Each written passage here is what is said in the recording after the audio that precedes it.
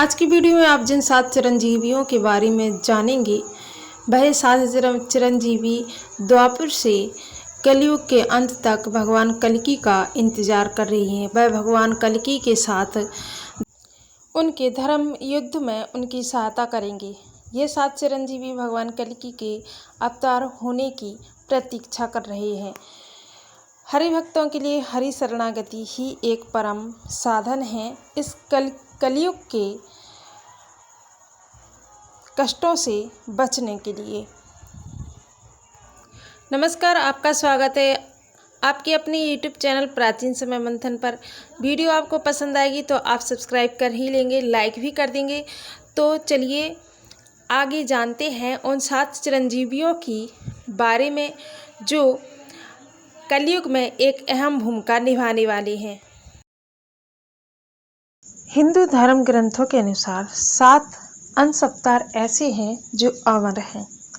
ये 7 चिरंजीवी दिव्य शक्तियों से संपन्न हैं और ऐसी मान्यता है कि आज भी पृथ्वी पर मौजूद हैं। 7 चिरंजीवियों में परशुराम, बलि, विभीषण, हनुमान, महर्षि वेदव्यास, कृपाचार्य और अश्वत्थामा। इन चिरंजीवियों में से एक परशुराम बेहद क्रोधी स्वभाव के माने जाते हैं, लेकिन उन्होंने अत्याचारी और अन्यायी राजाओं के खिलाफ ही शस्त्र उठाए। एक आदर्शवादी और न्यायप्रिय राजा के रूप में राम जी से मिलने के पश्चात वे महेंद्रगिरी पर्वत पर तपस्या करने चले गए। परशुराम भगवान विष्णु के अंश अवतार, छठे अंश अवतार माने जाते हैं। ऋषि जमदग्नि और रेणुका के आज्ञाकारी पुत्र के रूप में भी अद्भुत हैं। इसी प्रकार राजा बलि दैत्यराज बलि होने के बावजूद अपनी दानवीरता के लिए प्रसिद्ध हैं। विरोचन और सुरुचि के पुत्र बलि की 3 पत्नियां अशना, विद्यावली और सुदेशना थी। ये वही राजा बलि हैं जिन्हें सतयुग में भगवान विष्णु के अंश अवतार वामन भगवान ने इनसे 3 पग भूमि दान मांगा था।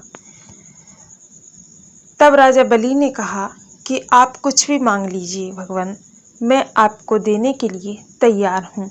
लेकिन भगवान वामन ने कहा कि मुझे सिर्फ 3 पग भूमि चाहिए और भगवान ने पूरी त्रिलोकी नाप ली 2 ही पग में। और जब तीसरा पग देने के लिए राजा बलि के पास कुछ नहीं बचा तो राजा बलि ने कहा कि भगवान, आपने 2 पग में मेरे तीनों लोक नाप लिए, लेकिन मैं अभी तक बचा हुआ हूँ, आप अपना तीसरा पग मेरे ऊपर रख दिए। इस तरह राजा बलि की कथा प्रसिद्ध है। विरोचन और सुरुचि के पुत्र बलि की इस तरह की कहानी है।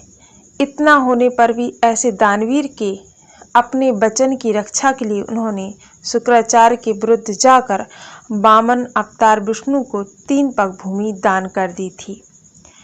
विद्वान और राष्ट्रभक्त विभीषण को घर का भेदी लंका ढाए जैसे मुहावरों को याद किया जाता है, पर विभीषण ने लंका के हित में रावण को बहुत समझाया कि वे माता सीता राम को लौटा दी। रावण ने उनकी एक नहीं सुनी और अपमानित कर उन्हें लंका से निकाल दिया। विभीषण के राष्ट्रहित के लिए रावण का विरोध किया और भाई तथा कुल के द्रोही होने के कलंक को माथे पर ले मातृभूमि के हित में कार्य करते हुए सत्य का साथ दिया। विभीषण रावण का भाई था और राम भक्त भी था। वही महर्षि वेदव्यास, महर्षि पराशर और धीवर कन्या सत्यवती के पुत्र थे। अपना रंग काला होने के कारण एक ओर ये कृष्ण कहलाए तो दूसरी ओर यमुना नदी के बीच एक द्वीप पर जन्म होने के कारण इन्हें द्वैपायन भी कहते हैं। इनका एक नाम कृष्ण द्वैपायन और बदारणी भी है। यह माता सत्यवती के कहने पर इन्होंने विचित्रवीर्य की मृत्यु के पश्चात उनकी पत्नी अंबिका, अंबालिका और दासी से नियोग द्वारा 3 पुत्रों की उत्पत्ति की, जिन्हें धृतराष्ट्र, पांडु और विदुर के रूप में जाना जाता है। इन्हीं के वेदव्यास जी के एक पुत्र शुक्राचार्य थे, जिन्होंने राजा परीक्षित को कृष्ण जन्म की पूरी कथा सुनाई। राजा परीक्षित के जीवन के अंतिम 7 दिनों में उन्हें श्रीमद्भगवत गीता की कथा सुनाकर परम संतुष्ट किया। राजा परीक्षित को 7 दिन में मरने का श्राप लगा था, जिन्हें तक्षक सर्प के डसने से मृत्यु प्राप्त हुई थी। उन्हीं राजा परीक्षित के अंतिम दिनों में श्रीमद्भगवत महापुराण को सुनाकर उन्हें संतुष्ट किया। कुरुवंश के कुल गुरु के रूप में विख्यात कृपाचार्य ऋषि होने के साथ साथ द्वितीय योद्धा भी थे। इन्होंने कौरवों पांडवों को अस्त्र विद्या सिखाई। इनकी बहन कृपी का विवाह गुरु द्रोणाचार्य से हुआ। कृपाचार्य महाभारत के एक अहम किरदार हैं। महाभारत का युद्ध इन्होंने कौरवों की ओर से लड़ा था। कृपाचार्य परिस्थिति के अनुसार अपने को ढालने के लिए जाने जाते हैं, इसलिए यह कौरवों की ओर से लड़ने और पराजित होने के बावजूद भी पांडवों के कुलगुरु के पद पर आसीन हुए। गुरु द्रोणाचार्य और गौतमी के पुत्र अश्वत्थामा की अब बारी आती है। प्रचंड योद्धा होने के साथ साथ अपने क्रोध और अहंकार के लिए भी जाने जाते हैं। इन्होंने महाभारत का युद्ध कौरवों की ओर से लड़ा। अश्वत्थामा महाभारत का एक बहुत ही विख्यात किरदार है। अश्वत्थामा ने रात के अंधकार में युद्ध के नियमों को तोड़ते हुए पांडव शिविर में जाकर पांडवों के धोखे से उनके 5 पुत्रों का वध कर दिया। इस अपराध के लिए कृष्ण ने उनके मस्तक से मणि निकालकर रिश्ते हुए घाव के साथ अनंत काल तक भटकने का श्राप दिया था। रुद्र के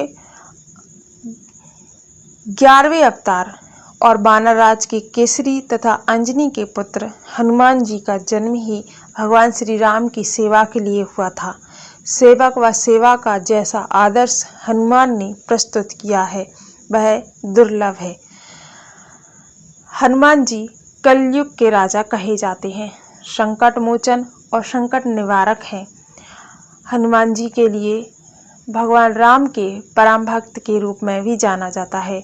वहीं कलयुग में कलयुग के सभी प्रकार के संकटों विपत्तियों को टालने के लिए भगवान हनुमान जी की आराधना बहुत ही मान्यता मानी जाती है।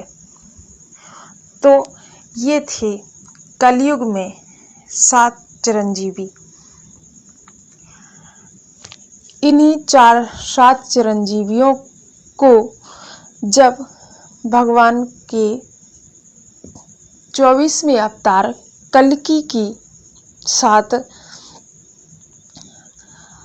कलयुग में अत्याचारियों और अधर्मियों के विनाश के लिए एक युद्ध में भगवान कल्कि के साथ इनका भी सहयोग रहेगा।